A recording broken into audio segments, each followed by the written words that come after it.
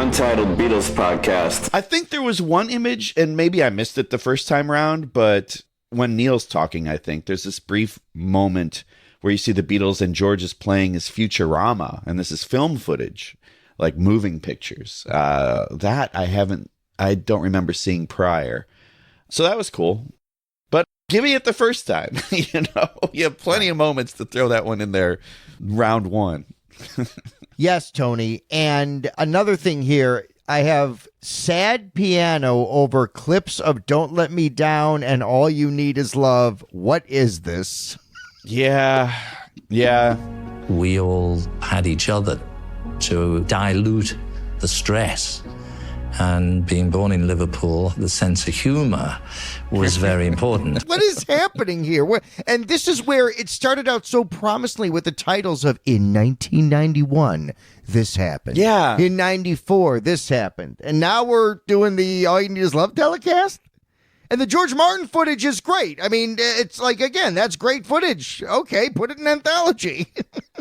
Yeah, I around here it begins to feel directionless. That's what I wrote. Or like a bonus episode of outtakes, but just kind of thrown together like they threw together the pieces in Mr. Kite, the tape reels. And maybe that's what they did. Maybe this is avant-garde. Yeah. We took Anthology, chopped it up, put it on pencils, fed it through machines, and John said it's great. And George said avant-garde a clue. Right. 100%. And that's why there's no Carnival of Light. So it's okay. Well, just wander around and just hit anything you want. Just say anything you want. Just play a ding on the piano. Right. Or go on the drums. Or say, avant-garde music. Yes. Avant-garde. Yes. As George used to call it, avant-garde a clue. Yeah. Oh, here's something interesting, though. I thought, they're getting into talking at the Golden Girls table about their haircut origin. Yes. Great story. Ringo had a beard and no beards. And in the DVD, you get more of the raw footage version of it. So you hear George Harrison talking about Buddy Rich. He had a beard too. Beard's got to go for the beard. Like Buddy Rich. And put your hair down. We want to see these faces. Yeah, we've got a look see going your fucking here. Face, man. I want these beards. We don't want beards. There's that tape that his musicians taped of him, kicking people out of the bus because they, had beards or whatever. Never heard that. Oh, it's one of those tapes, man. It's one of those tapes. No more fucking beards. Now, if you decide to do it, you're through. Right now. This is the last time I make this up. No more fucking beards. I'm going to see it. You're going to shave it off. I'll treat you just like you did your Buddy Marie. This is the way I want my man to look. If you don't like it, get out. So they cut that out. There was also another part to that story. Remember, Paul talks about how John's uncle, the dentist in Edinburgh, got him 100 smackers. 100 quid. Yeah. Right. I remember when John, he had his 21st, and he got 100 quid off his uncle, who was a dentist in Edinburgh. Very, very elevated stuff that. We'd never known the likes of, anyone who had a relative as a dentist. Anybody who had 100 quid. 100 quid. Well, to this day, I say no one's ever given me 100 quid on my birthday. 100 smackers. Whoa. It's a great story. It's in there, but they took out this little detail that's, I think, in the DVD, and you have to listen for it, but it speaks to the moment. Where Ringo says, I wish I had 100 quid right now, too. Or so, he makes some allusion to I wish I had that a couple years ago or something like that. To this day, I say no one's ever given me 100 quid on my birthday. 100 smackers. Whoa. That was, and then, obviously, you can imagine, it was just Only I'd have known last Saturday. Yeah, me too. Yeah, 100 smackers. Next time. But, I may even have it. Alluding to his rock bottom, which obviously they got rid of here. And I'm going to connect something from my note at the very end of this because it's so important of how they revise history a bit. When Ringo at the end of the anthology says, I love hanging out with you guys, or whatever the comment is, and the camera fades, in the original, Paul touches his face and goes, you chutchy face, as it fades to black. No, it's been a very nice day. Thanks for having us, George. Thank you. Being really beautiful and moving for me. I like hanging out with you. Little churchy face. They've edited Paul doing that extra cute "I love you, Ringo" moment out of this, and I wonder if maybe it's because it felt like cutesy pandering to Ringo, but I found that so odd. It's just a further step of Paul showing his brotherhood to Ringo that's edited.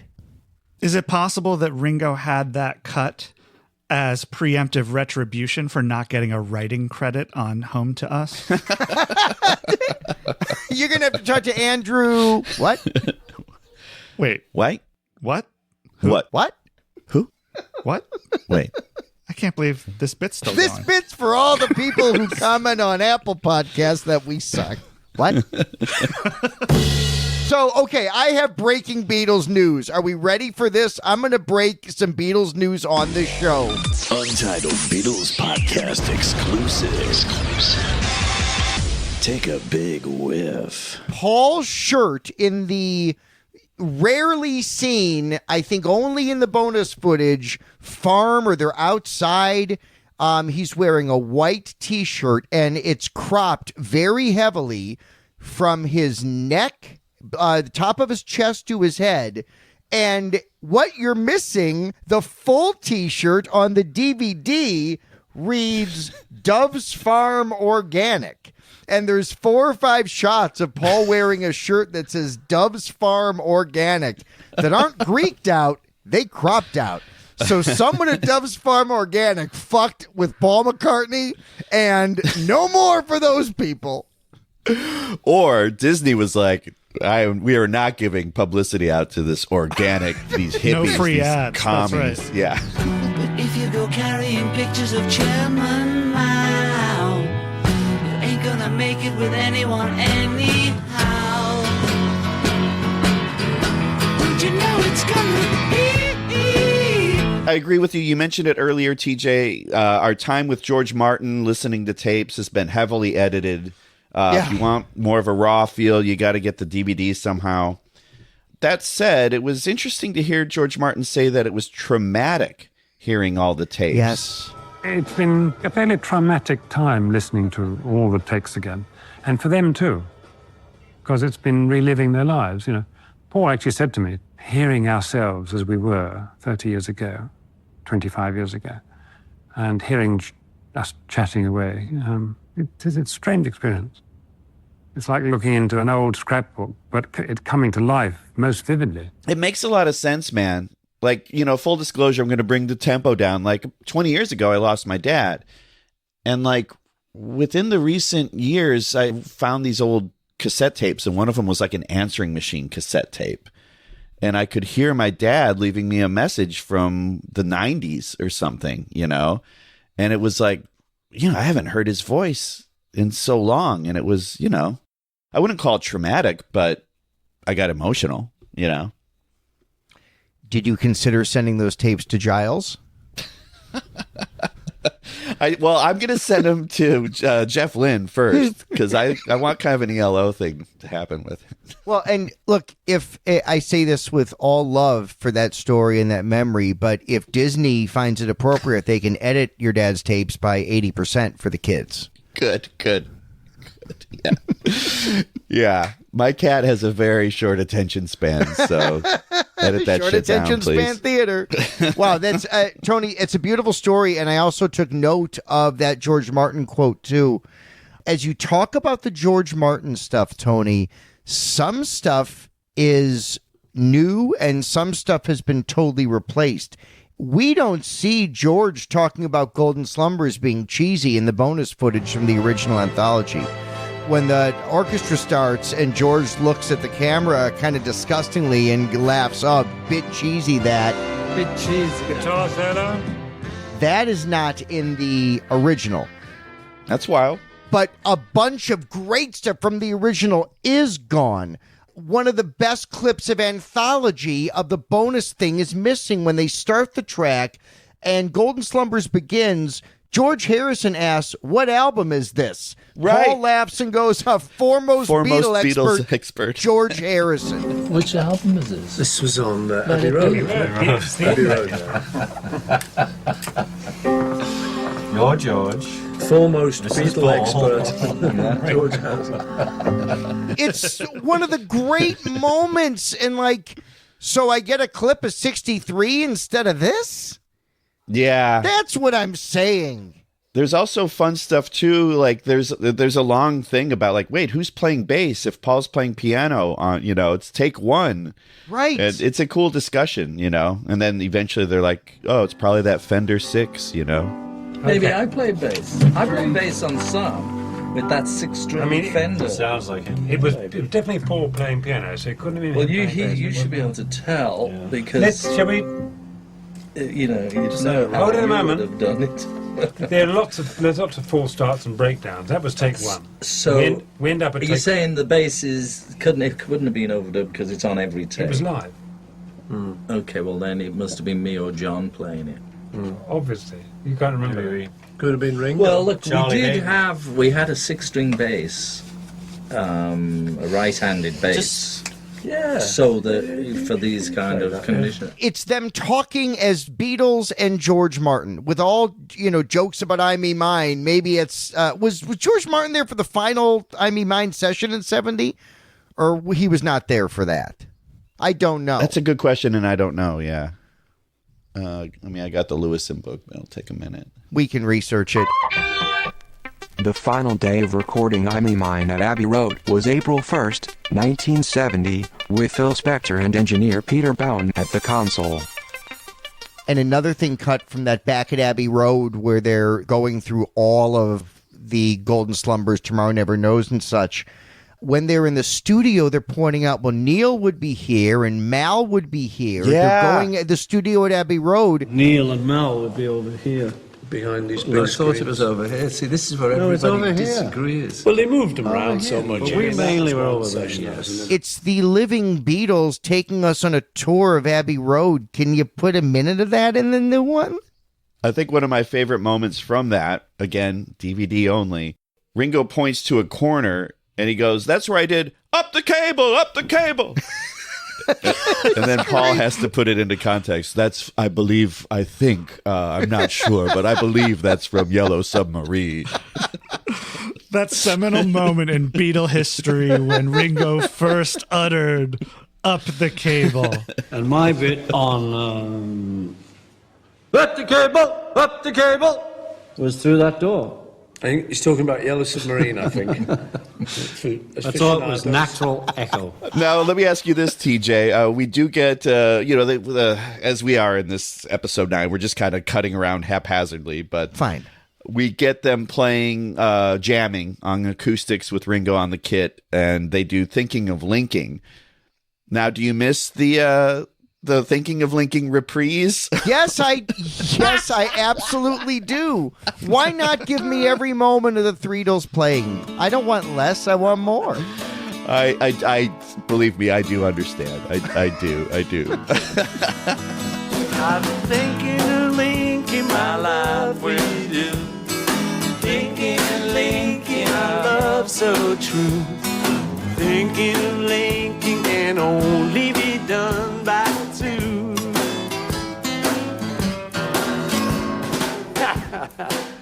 Well, this is a new story, though, right? George talking about spiking the T with uppers to keep the... At Abbey Road, yeah. At Abbey Road to before. keep the engineers there that wanted to knock off at 5.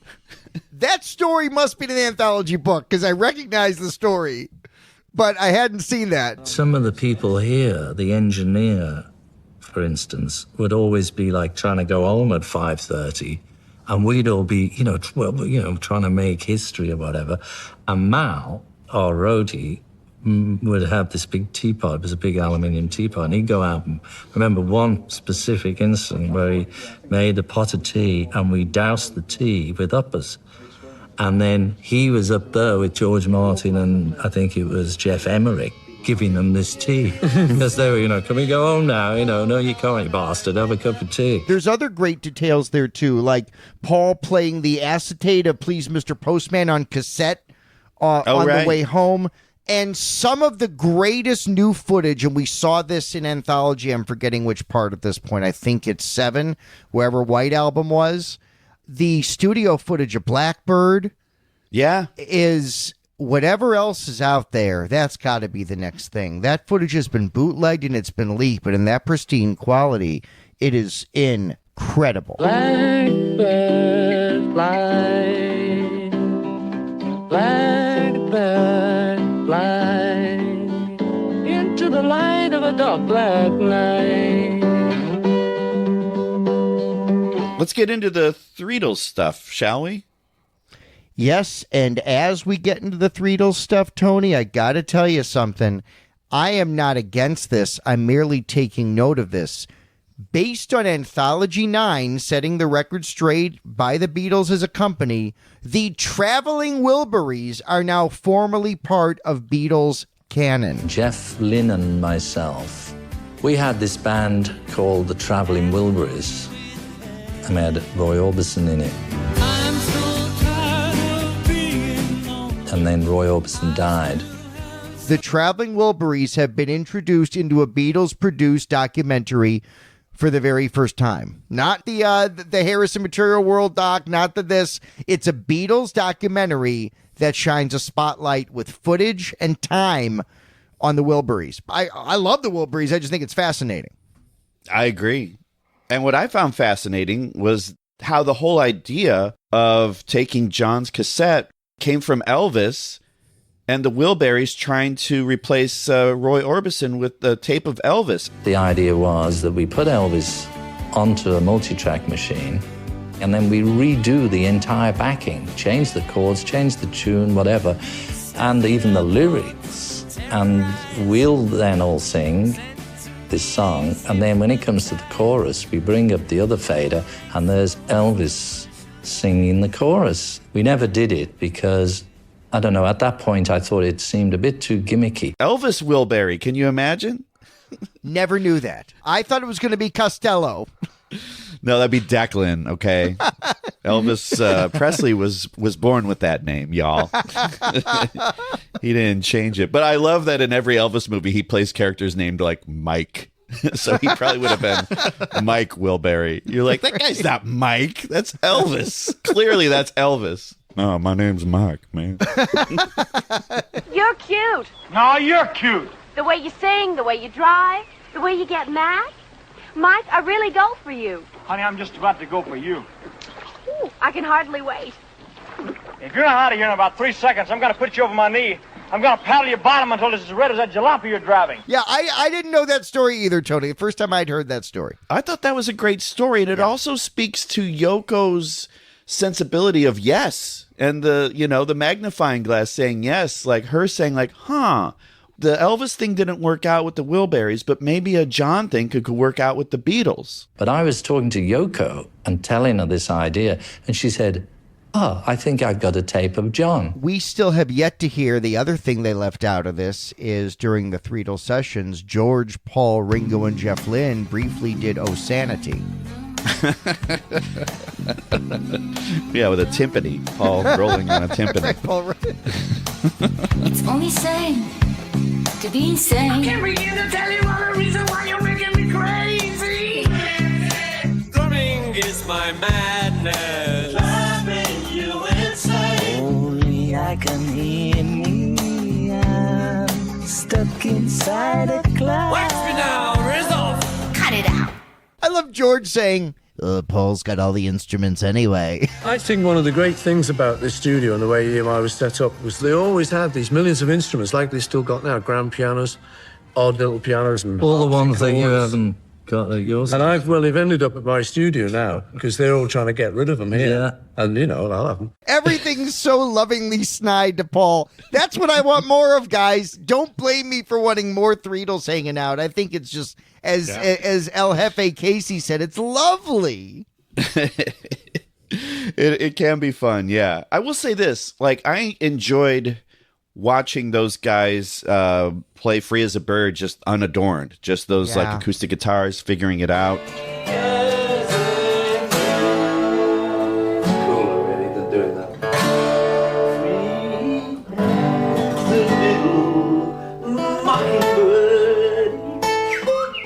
I feel like we got a lot more of that footage in this Disney thing than we did in the DVD. yes, and that's really yes, but dressed up more nice. I don't know what that means. They also cut out something crucial from the DVD footage I've always loved that shows Paul on piano, George on acoustic, Ringo on tambourine, and Jeff Lynne, and you hear them arguing briefly about what chord it should be, and George looks at the camera and goes, if you think it should be D flat minor, say, like... What we actually did was remake this song. I mean, even with chords and stuff, we changed chords. Beautiful. Well, I vote for the E suspended. What do you think, audience? They leave out a beautiful, real Beatle moment of George and Paul kind of arguing in front of the camera with a smile on their face about a chord. You want to link something to get back, that's 30 seconds. Yeah. I don't need to see them running through the streets of London. Yes. I will say, though, when they're talking about doing overdubs, guitar overdubs, I think it's Free as a Bird. I forget which song it is. But you can see Paul doing this like solo thing, showing it to George, like, oh, it'd be like playing something like this. And then George saying like, yeah, we could do that, but we could also have it doing this, and him doing a more repetitive... The harmonies, yes. Harmony, kind of a textural line. But whatever that part could be played on like another thing, going up, while these, just keep going.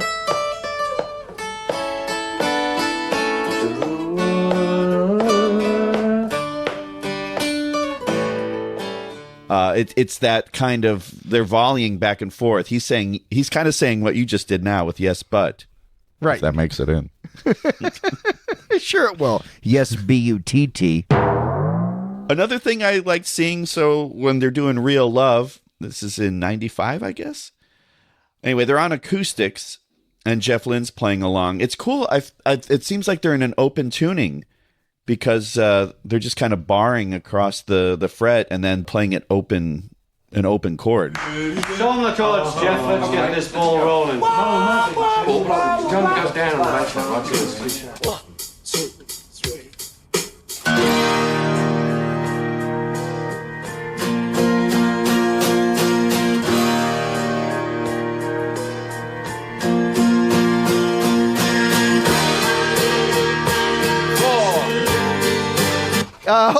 Here is something that is left out, Tony, when they are doing Tomorrow Never Knows with George Martin, listening at the control board.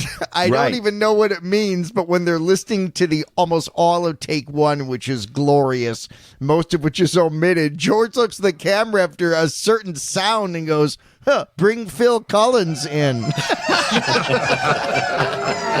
Bring Phil Collins in. And I never knew what it meant, and it's not here, but I love it so much. He goes, bring Phil Collins in. Well, bring him in as an actor, because he played Uncle Ernie on the stage for Tommy. I mean, what did make the cut, though, I had the note of Paul when he's listening back to those seagull sounds, and he just flashes this shit-eating grin, I think, to the other guys at the board. He's so proud of himself for that moment. See, there's a few Paul patting himself on the back moments, for sure.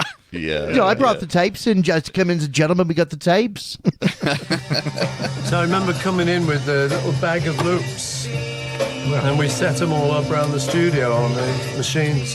Gentlemen, we got the tapes. You mentioned, Tony, watching Paul and George just playing acoustic guitar for the demo of Free as a Bird. There's stuff I hadn't seen before of George singing the chorus of Free as a Bird by himself. I think that's a lovely thing that I'd not seen that before.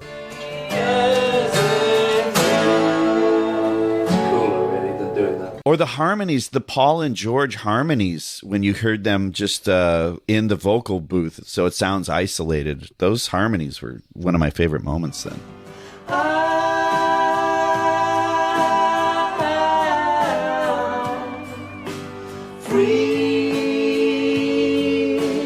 I love those. If I'm remembering correctly, those were also used in the Living in the Material World documentary as they were talking about that part of George's life.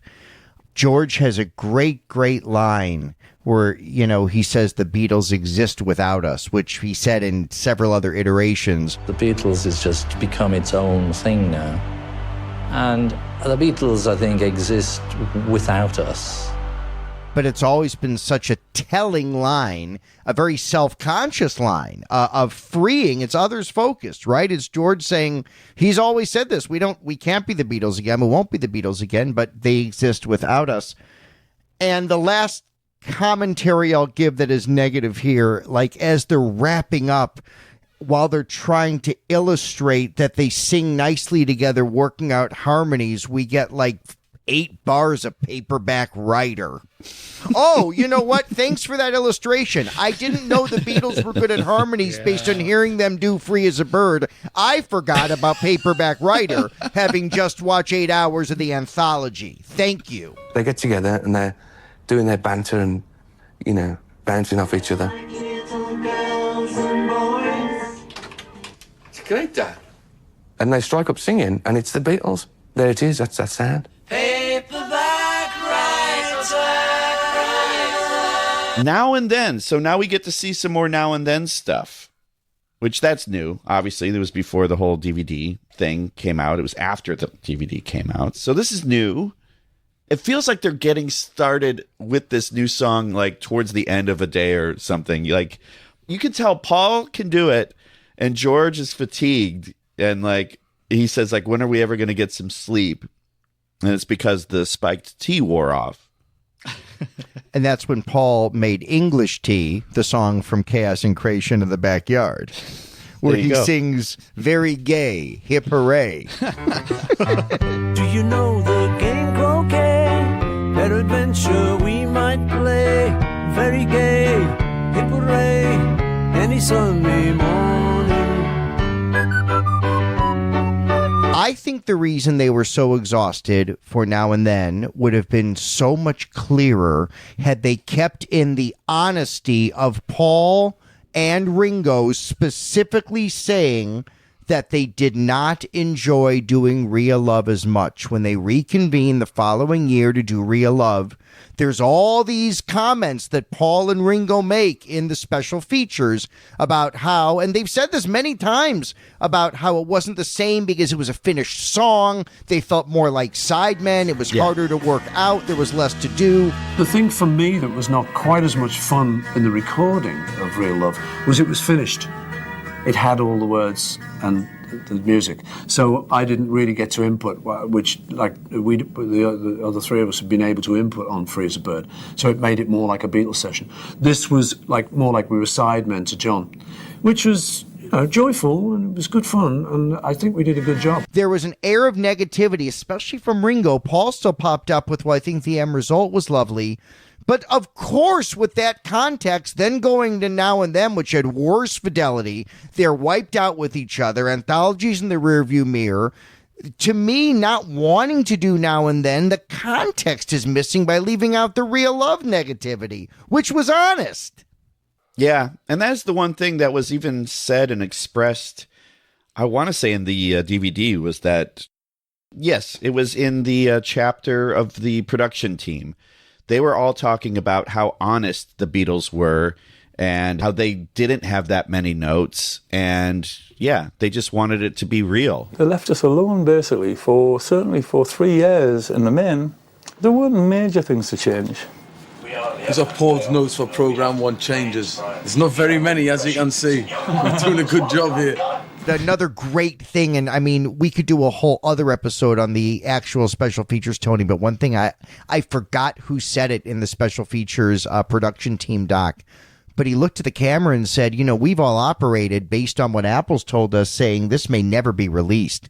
If the Beatles aren't happy with this, if George, Paul, and Ringo aren't happy with this could never be released. Position that was taken by Apple, and certainly by us during the making of it, has been, this may never be released. We don't know. That's why we can't talk about it. So for a while, there was very much a sense of that. So it's fascinating hearing the inner workings of the production team. No, the pressure was on to make the Beatles happy, and even cooler to know that the Beatles weren't dicks. Like during Beatles Love, I think they were a bit more difficult. Yoko was more difficult with, I don't like this interpretation, and Nowhere Man, this, that, and the other. I think this was a pretty hands-off experience from everything we've heard. I agree, man. I agree. Back to Now and Then for 2 seconds. It's interesting that in the 90s, you hear Paul say, it might not go away, that one. There's always a surprise somewhere along the line. It might not go away, that one. You know, it needs more work. They didn't want to be sidemen. It was going to be more like Free as a Bird, where they're going to have to write middle eights or whatever. But it seemed like the project ran out of time / availability / interest. / George hated the song and the sound quality. That's buried too. Look at the anthology book. I'm pretty sure there's more comments about I don't think he called it rubbish, but he made some comment about the song not being worthy. Yeah. I mean, he was also cranky and tired at that point, too. Like, maybe if he'd gotten a nap. Well, sure he was. He saw the low sales from Best of Dark Horse Volume 1. People didn't want to buy full price for Poor Little Girl. Poor little girl with a head in the air. Well, what do you think of this? In the big wrap-up in 95 at Abbey Road, and they're sitting there out next to each other, they're talking about mud wrestling. They're going to meet up and do some mud wrestling. Paul and I are going to do some stadiums next year. Mud wrestling together. Mud wrestling. I think we could pull it off too. They're kind of getting at that they still kind of are butting heads on things. Yeah, I thought that was just a Paul joke responding to a George joke we had nothing to say. To me, that was just Paul trying to come up with something funny in the moment. I didn't read too much into that. Okay. Even with Ringo saying, I'll be the referee and all that? I didn't interpret much into that. I think Ringo was saying that because, as we've talked about many times, he was, going through the weight of the world. Yeah, I will say this. The thing that I am most upset about is that perhaps, TJ, yes, we did not get the Real Love video with the intro of Nice Motor. Nice motor. Nice motor. Nice Motor has been erased from Beatle history.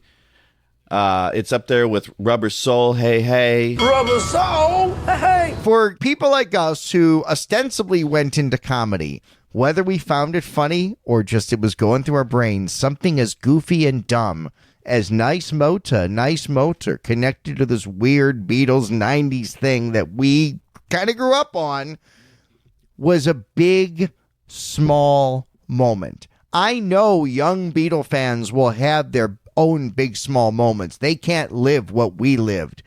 But I just would love for them to have the opportunity to see it the way we saw it. Anthology is not A Hard Day's Night. Anthology is not Help.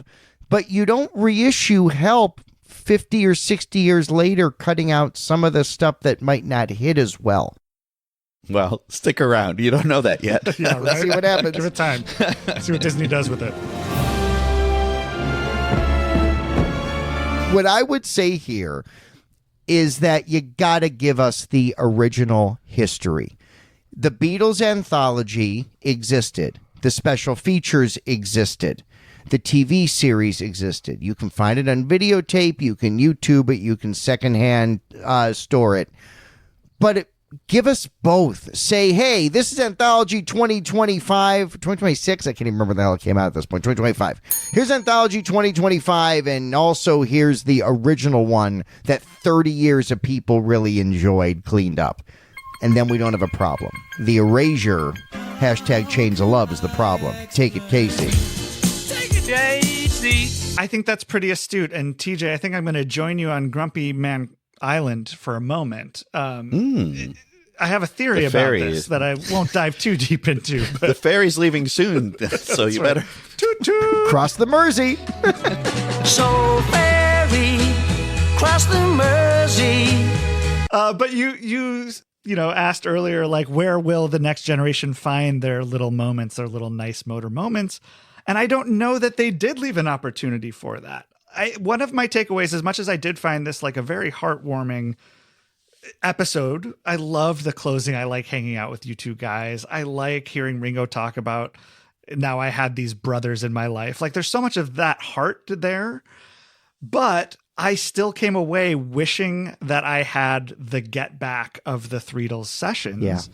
And I wonder, there are a couple competing factors preventing that from happening. One is that this wasn't handed over to an auteur the same way that the Let It Be footage was given to Peter Jackson, who, as an outsider, might reflect back to those guys and say, you know what? Show some more of these blemishes. I actually think it's great. And then also have the clout when Disney comes back and says, hey, maybe don't do 9 hours. He can say, fuck you, I'm Peter Jackson. I'm making it 9 hours. We didn't have that outside perspective with the wait to sort of come in and pop the Calderstone bubble. That's a great point. And then the other thing that we also have is potentially in this world of streaming programming and digitally driven programming decisions and editorial decisions, do we also potentially know that Get Back doesn't get a ton of repeat plays? And so Disney's like a little gun shy. They want everything to be tighter, faster. I really think they made this last episode to be a standalone, maybe thinking that people might only watch episode 9. Like, it just feels so much like a standalone that maybe there were other plans that got set aside. But I think those two factors is like, maybe they're just shying away from just give us the raw footage. And so they've made a product potentially that I don't think is going to hook younger viewers. Like, none of this is really screaming to younger viewers, but it is going to disappoint the grumpy old men. And as somebody who sits between those two, like, I err on the side of wanting to see them at the board, listening to the tapes. I want to see them in the studio getting grumpy with each other or like wasting time. So I'm kind of with you on that, TJ. Well, to paraphrase George, the Beatles exist without us. Does Anthology on DVD exist without streaming? Does streaming exist without a DVD? Does Nice Motor exist outside of the internet? There are 7 levels. So I feel like those were sort of some of my closing thoughts and my takeaways, but I'm curious to hear from both of you. What is your leave behind from this episode 9 and how it caps the whole series? And maybe what's your fab rating for episode 9? We do 5 fabs here, right? 5 is the most. There's 5 Beatles. There are 5 Beatles. All right. Yeah, I'm going to give this one 3. I'm going to give it 3. Wow. I think it's all right. I liked seeing some of the new stuff. I like that they cleaned up that videotape footage, even though there is a nostalgia for watching the Beatles on public access quality. It's wild, actually. Like, wow, these are the Beatles, but they look like shit. The lighting looks terrible. There's something kind of wonderful about that. The shitty Beatles, are they any good? They suck. That it's not just a clever name. Yeah, I don't know. I will probably always gravitate towards the DVDs over the Disney thing, even though it's so much more convenient to be on a couch and press a button on a couch than like get up and find the physical product and walk 12 steps. Tony, I don't mean to brag about my income, but we have a toilet DVD player. Oh, Magic Alex. Magic Alex engineered it. Yeah. There wasn't anything he ever did, except he had like a toilet with a radio in it or something. What do you think, Tej? Well, Tony, I'm going to cite something from the Recording the Threedles documentary on the special features. Paul, when he talked about the excitement of Free as a Bird and Real Love, said, we didn't know as much as most Lennon fans, because they'd actually knew all the releases. They knew that Free as a Bird and Real Love had been heard. They'd heard them. We hadn't. So Free as a Bird and Real Love, even though Real Love had been on the Imagine soundtrack in '88, the demo of it, so pretty widespread, Free as a Bird had not been heard legally. George and Paul and Ringo didn't know these songs. Younger Beatle fans are not going to know as much about the Beatles as we do by watching this version of Anthology. This is in some respects a disservice to younger Beatle fans who want to do a deep dive because they're getting the dive. It ain't that deep. And so many things that help exemplify the Beatles' past don't need to be told with the same stories we just heard. They can be told in the then present. The relationship that the three of them still had, the joking around, the messing around, the things that weren't too boring for Get Back are no less important to the three surviving Beatles burying the hatchet after those three together had not played since I Me Mine. They'd all played together in different realms, but never those three together in the studio. It's a disservice what they've done with Anthology 9. In general, I would give Anthologies 1 through 8. I'll go ahead and give it 4 fabs for how beautiful it looks. 1 through 8, 4 fabs, despite the edits. I'm giving Anthology 9 1 fab. I don't understand why it exists. And while I appreciate the new and the cleaned up footage, they have wasted an opportunity to tell a cogent and important story about what the Threedles and what the anthology meant in 1995. If this whole fucking thing is a self-referential look at the band's legacy, 95 and what the Threedles tracks were massive. They make it seem perfunctory. 1 fab. Take that, Calderstone, and give me real music in a box set. Wow, that's never happened. TJ giving any Beatle output a 1 fab. This might be a first. 1 fab. I have to say, I was prepared to give the episode 4 fabs. I have not seen the DVD extras. However, with an asterisk that I will probably revise that because I'm 100% going to go watch the DVD extras. But I agree with you, TJ. Like, I have access to that because I know you two bozos. Most of my peers would look at me like I had 2 heads if I invited them over to watch the DVD extras of Beatles Anthology from 2003 or whatever. So I loved it because I loved how sweet it was. And I didn't get any of this in studio time. This was all new to me and I loved that, but I want more of it. And so I'm going to go seek it out. Nice. I'm going to sell bootlegs of it illegally in Calderstone. If you want me, you can find me at Miggs Field, son. I'll be selling DVDs. I might even burn your Blu-ray. I need 4 hours. It's a big file. Yeah, it's going to have to be in real time. Yeah. So not enough of a deep dish from TJ. In fact, it was more like a pan pizza. Oh, and they said showbiz closed. Tony's proven that a kid can be a kid. Boy, what a day. What do you kids want to do tomorrow? Where a kid can be. Untitled Beatles Podcast. Like and subscribe